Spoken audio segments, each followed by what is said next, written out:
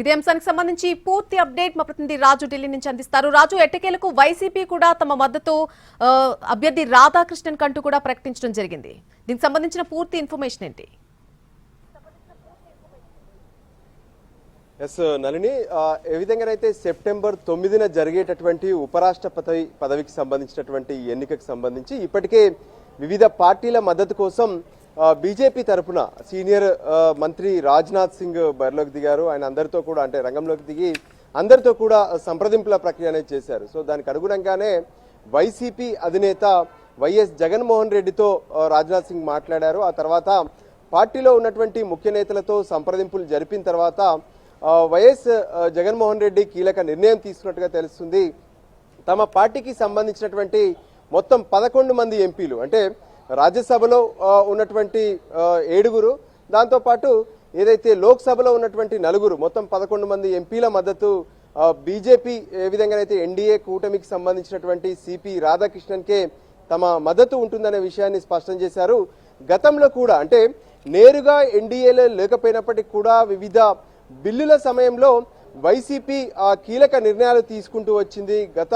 గతంలో జరిగినటువంటి పలు సమయాల్లో కూడా ఎన్డీఏ తీసుకునేటువంటి నిర్ణయాలకు బీజేపీ తీసుకునేటువంటి నిర్ణయాలకే పార్లమెంటు వేదికగా మద్దతు ఇచ్చినటువంటి పరిస్థితి కనిపించింది. ఏ విధంగానైతే ఆర్టికల్ 370 కావచ్చు, ఆ తర్వాత జరిగినటువంటి కొన్ని బిల్లుల సమయంలో కూడా వైసీపీ ఎప్పుడు అటు బీజేపీ లేదంటే ఎన్డీఏకి తీసుకునేటువంటి నిర్ణయాల వైపే మద్దతు ఇచ్చినటువంటి పరిస్థితి కనిపించింది. నిజంగా చెప్పాలంటే అంటే ఆంధ్రప్రదేశ్లో ఒకవైపు అధికార పార్టీగా ఉన్నటువంటి టీడీపీ ఎన్డీఏలో భాగస్వామ్యంగా ఉంది. అక్కడ ప్రతిపక్ష పార్టీగా ఉన్నటువంటి వైసీపీ అక్కడ ప్రతిపక్ష పార్టీగా ఉన్నప్పటికీ కూడా ఇప్పుడు జాతీయ స్థాయిలో వచ్చేసరికి జాతీయ స్థాయిలో ఉన్నటువంటి కొన్ని నిర్ణయాల్లో భాగంగా వాళ్ళు మళ్ళీ ఎన్డీఏకే మద్దతు ఇచ్చేందుకు నిర్ణయం తీసుకున్నారు. సో ఇప్పుడు ఆంధ్రప్రదేశ్లో ఉన్నటువంటి మొత్తం ఎంపీలందరూ కూడా పార్లమెంటుకు సంబంధించినటువంటి సభ్యులందరూ కూడా రాజ్యసభకు సంబంధించినటువంటి వాళ్ళు కావచ్చు, లోక్సభకు సంబంధించినటువంటి వాళ్ళు కావచ్చు, వీళ్ళందరూ ఇప్పుడు ఎన్డీఏ ప్రతిపాదించినటువంటి ఉపరాష్ట్రపతి అభ్యర్థిగా ఉన్నటువంటి సిపి రాధాకృష్ణన్కే ఓటు వేసేందుకు నిర్ణయం తీసుకున్నారని చెప్పుకోవచ్చు. దానికి సంబంధించి ఏ విధంగానైతే జగన్మోహన్ రెడ్డితో బీజేపీ జరిపినటువంటి చర్చలు కావచ్చు, స్వయంగా రాజ్నాథ్ సింగ్ ఆయనతో మాట్లాడడం, వీటన్నిటి నేపథ్యంలోనే ఈ నిర్ణయం తీసుకున్నట్టుగా తెలుస్తుంది. మిగతా ఇతర పార్టీలతో కూడా ఒకవైపు రాజ్నాథ్ సింగ్ సంప్రదింపుల ప్రక్రియ కొనసాగిస్తూనే ఉన్నారు. ఇప్పటికే ఈ రోజు ఈ ఉపరాష్ట్రపతి పదవికి సంబంధించినటువంటి ఎన్నికలకు సంబంధించి నామినేషన్లకు చివరి రోజు. సో ఇక నామినేషన్ల ప్రక్రియ ముగిసింది. సెప్టెంబర్ 9న ఎన్నికలు జరగబోతున్నాయి. సో ఆ ఎన్నికకు సంబంధించి ఇక వివిధ పార్టీలకు సంబంధించినటువంటి ఓట్లన్నీ కూడా మద్దతు కూడగట్టేందుకు ఇండియా కూటమిలు ప్రయత్నాలు మొదలుపెట్టాయి. సో ఇప్పటికే కొన్ని పార్టీలు అయితే స్పష్టంగా తమ మద్దతు ఎవరికి ఉండబోతుందనే విషయాలను స్పష్టం చేస్తున్నారు. అందులో భాగంగానే జగన్మోహన్ రెడ్డి వైసీపీ తరఫున తమకున్నటువంటి ఎంపీలందరి మద్దతు ఎన్డీఏకే ఉండబోతుందనే విషయాన్ని కూడా స్పష్టం చేసినట్టుగా తెలుస్తుంది. నళిని, రాజు, కూటమి పార్టీకి బద్ద వ్యతిరేకి వైసీపీ బద్ద శత్రువు అయినా కూడా కేంద్రంలో అధికారంలో ఉన్న పార్టీకే మద్దతు ఇవ్వడాన్ని మనం ఏ విధంగా అర్థం చేసుకోవచ్చు ఈ విషయంతో?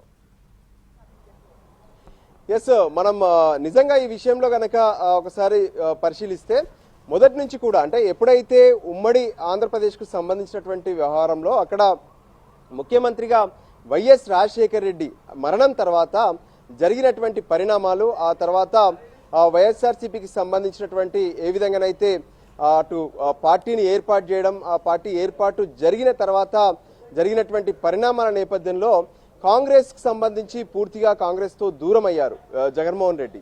సో అప్పటి నుంచి కొంత గత ప్రభుత్వంలో ఎప్పుడైతే గతంలో ఆంధ్రప్రదేశ్కు ముఖ్యమంత్రిగా ఉన్నటువంటి సమయంలో ఢిల్లీలో కొంత కీలకంగా వ్యవహరించారు. ఎన్డీఏలో నేరుగా లేకపోయినప్పటికీ కూడా వివిధ సమయాల్లో ఎన్డీఏ తీసుకునేటటువంటి నిర్ణయాలకు వాళ్ళు పెట్టేటటువంటి బిల్లుల విషయంలో కూడా వైసీపీకి సంబంధించినటువంటి ఎంపీలు ఎప్పుడు మద్దతు ఇస్తూనే వచ్చారు. సో ఆ క్రమంలోనే కాంగ్రెస్తో జగన్మోహన్ రెడ్డి దూరంగానే ఉంటూ వచ్చారు.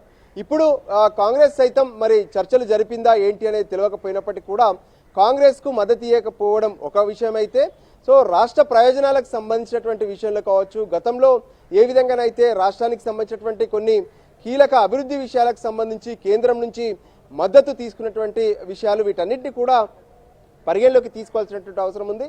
అందులో భాగంగానే గతంలో ఏ విధంగానైతే ఎన్డీఏ కావచ్చు, బీజేపీ అంటే కేంద్రంలో ఉన్నటువంటి ప్రభుత్వం కొన్ని విషయాల్లో మద్దతు ఏ రకంగానైతే ఇచ్చారో ఇప్పుడు కూడా అదే విధంగా మళ్ళీ వైసీపీ కీలక నిర్ణయం తీసుకుంది. ఎన్డీఏ బలపరిచినటువంటి ఎన్డీఏ పెట్టినటువంటి ఉపరాష్ట్రపతి అభ్యర్థికే తమ ఓటు అంటూ స్పష్టం చేసినటువంటి పరిస్థితి కనిపిస్తుంది. నిజంగా చెప్పాలంటే ఒక రాష్ట్రంలో ఉన్నటువంటి అధికార పక్షం ప్రతిపక్షం ఇద్దరు కూడా ఇప్పుడు ఎన్డీఏ పెట్టినటువంటి ఉపరాష్ట్రపతి అభ్యర్థికే ఓటు వేసేటటువంటి పరిస్థితి నెలకొంది.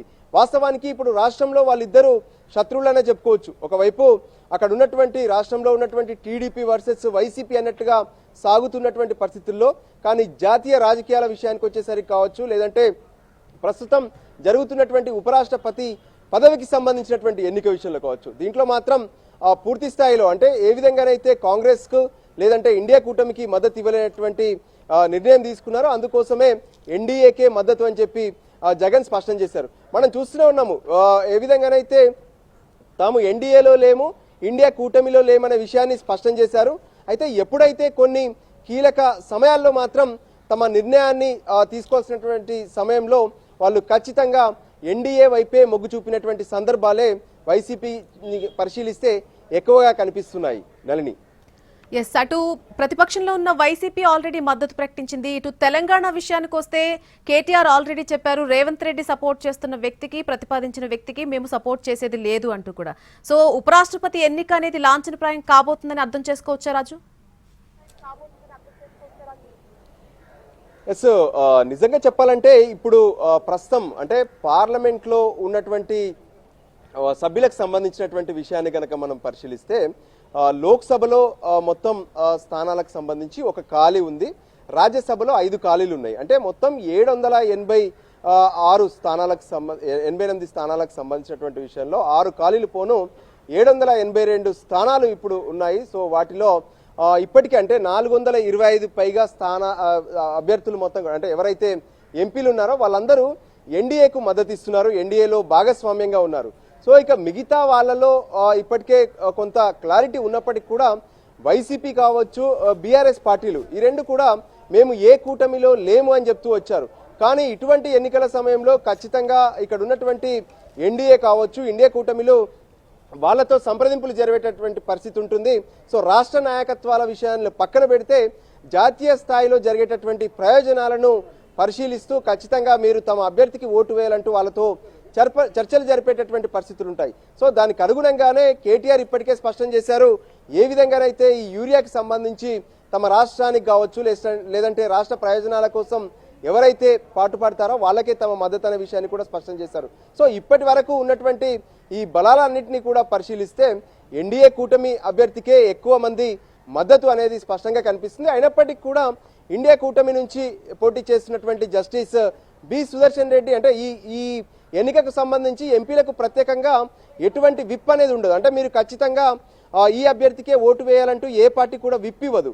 కానీ కూటమిలో ఉన్నటువంటి క్రమంలో ఖచ్చితంగా కూటమి తీసుకునేటువంటి నిర్ణయాలను, కూటమిలో పెద్దన్న పాత్రగా వహిస్తున్నటువంటి బీజేపీ తీసుకునేటువంటి నిర్ణయాలను గౌరవించాల్సి ఉంటుంది, వాళ్ళు ఇచ్చేటటువంటి ఆదేశాలను ఫాలో కావాల్సి కూడా ఉంటుంది. సో అందులో భాగంగానే ఎన్డీఏ కూటమిలో ఉన్నటువంటి పార్టీలన్నీ కూడా వాళ్ళ ఉపరాష్ట్రపతి అభ్యర్థి సిపి రాధాకృష్ణన్కే మద్దతు ఇవ్వాల్సి ఉంటుంది, ఆయనకే ఓటు వేయాల్సి ఉంటుంది. కానీ ఎవరైనా ఇందులో మళ్ళీ అంటే ఇండివిజువల్ గా ఆలోచించి ఎవరైనా ఓట్లు వేసే పరిస్థితి ఉంటుందా అంటే అటువంటిదేమీ జరగకుండా పూర్తి స్థాయిలో కూటమిలో ఉన్నటువంటి ఆయా పార్టీల అధ్యక్షులకు ఈ బాధ్యతలన్నీ కూడా అప్పగిస్తున్నట్టుగా తెలుస్తుంది. తమ పార్టీ వాళ్ళకు సంబంధించి కూడా కొంత కీలక నేతలను పెట్టి ఈ ఎన్నికలకు సంబంధించినటువంటి ఆ పోలింగ్ ఎలా ఉంటుంది, ప్రిఫరెన్స్ ఓటుకు సంబంధించినటువంటి విషయంలో ఎటువంటి జాగ్రత్తలు పడాలి, ఓటు హక్కు అనేది కొందరు అది ఉపయోగకరంగా లేకుండా కొన్నిసార్లు చెల్లుబాటు కాకుండా కూడా వేసేటటువంటి పరిస్థితి ఉంటుంది. సో అటువంటివి ఏవీ లేకుండా కూడా అన్ని రకాలుగా ఒక ట్రైనింగ్ ప్రాసెస్ అనేది చేసిన తర్వాతనే అందరినీ పోలింగ్ కు పంపించాలనే ఆలోచనతో కనిపిస్తున్నారు. సో మొత్తానికి మాత్రం ఇప్పటి వరకు ఉన్నటువంటి ఈ పరిస్థితులు, ఈ పరిణామాలన్నింటినీ కూడా పరిశీలిస్తే ఎన్డీఏ కూటమికే ఎక్కువగా మద్దతు అనేది మనకు స్పష్టంగా కనిపిస్తుంది. ఇప్పుడు ఉన్నటువంటి ఓవరాల్ గా ఉన్నటువంటి పార్లమెంట్ లో ఉన్నటువంటి ఉభయ సభల్లో ఉన్నటువంటి ఏవైతే ఫిగర్స్ చూస్తుంటే కూడా మొత్తం ఇండియా కూటమి వైపే ఎక్కువగా కనిపిస్తున్నారు. Nalini, right Raju, thank you for the live update.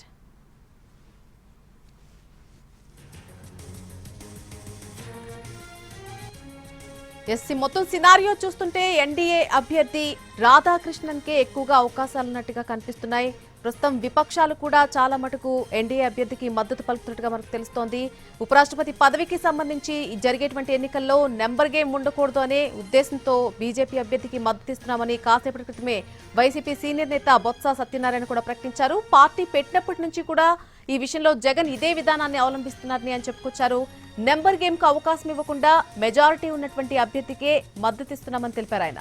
గతంలో కూడా ఎన్డీఏకి పలు అంశాల్లో మద్దతు పలికింది వైసీపీ. 2019లో ఆర్టికల్ 370 రద్దుకు సంబంధించి వైసీపీ మద్దతు తెలియజేసింది. గతంలో ఉపరాష్ట్రపతి ఎన్నికల్లోనూ 2022లో ఎన్డీఏ రాష్ట్రపతి అభ్యర్థి ముర్ముకు, అలాగే లోక్సభ స్పీకర్ ఓం బిర్లాకు, 2017లో జరిగినటువంటి ఎన్డీఏ అభ్యర్థి రామ్నాథ్ కోవింద్ కూడా వైసీపీ అప్పుడు సపోర్ట్ చేసింది. రైతు చట్టాలకు కూడా మద్దతిచ్చింది జగన్ పార్టీ. వన్ నేషన్ వన్ ఎలక్షన్ చట్ట ప్రతిపాదనకు కూడా మద్దతిచ్చింది వైసీపీ. ఢిల్లీ సర్వీస్ బిల్లుకు కూడా మద్దతు పలికింది. ఇక కీలకమైనటువంటి సమయాల్లో ఎన్డీఏ ప్రభుత్వానికి మద్దతిస్తూనే ఉంది వైసీపీ పార్టీ. ఉపరాష్ట్రపతి ఎన్నికల్లో ఎన్డీఏకు మద్దతు ఇవ్వాలని ఎట్టకేలకు వైసీపీ నిర్ణయం తీసుకుంది. కొద్ది రోజుల క్రితమే రక్షణ మంత్రి రాజ్నాథ్ సింగ్ వైఎస్ జగన్ కు ఫోన్ చేసి మద్దతు అడిగారు. పార్టీలో చర్చించి తమ నిర్ణయాన్ని చెప్తానని జగన్ సమాధానమిచ్చారు. 2 రోజుల క్రితం ఎన్డీఏ అభ్యర్థి సిపి రాధాకృష్ణన్ కు మద్దతు ఇవ్వాలని వైసీపీ నిర్ణయం తీసుకుంది. ఈ మేరకు బొత్స సత్యనారాయణ కాసేపటి క్రితమే మీడియా ముందుకొచ్చి వారి నిర్ణయాన్ని ప్రకటించారు.